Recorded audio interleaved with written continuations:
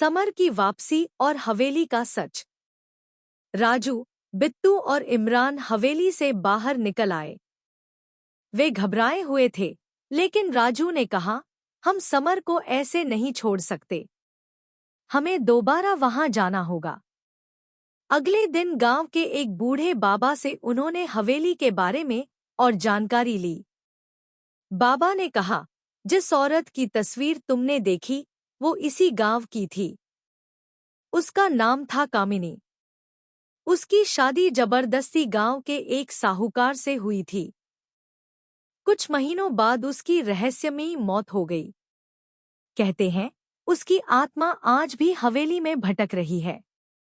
बाबा ने ये भी बताया कि अगर किसी की आत्मा हवेली में फंस जाए, तो उसे छुड़ाने के लिए उसी कमरे में एक विशेष मंत्र पढ़ना होता है, जहां वो आत्मा बंदी होती है। अगली रात तीनों दोस्त फिर से हवेली पहुंचे। इस बार वे बाबा द्वारा बताए गए मंत्र और थोड़ी हिम्मत लेकर गए थे। जैसे ही वे अंदर पहुंचे, हवेली और भी अजीब लग रही थी। खिड़कियां अपने आप खुलबंद हो रही थी और चारों तरफ अजीब सी फुसफुसाहटें सुनाई दे रही थी। वे उसी कमरे में पहुंचे जहां तस्वीर थी। अब वहां समर की परछाई जैसी आकृति दिख रही थी। उसकी आंखें लाल थी और वो कुछ बोल नहीं रहा था।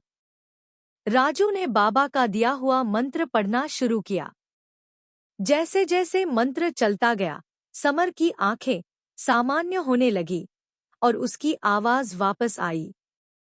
समर बोला, मैं अंदर फंस गया था।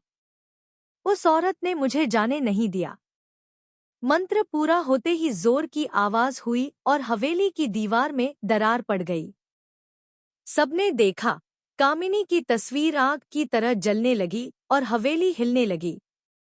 तीनों दोस्त समर को लेकर बाहर भागे।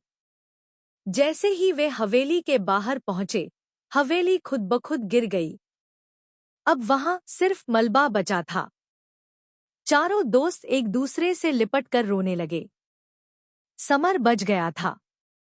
उस दिन के बाद दुर्गापुर गांव की हवेली का रहस्य हमेशा के लिए खत्म हो गया।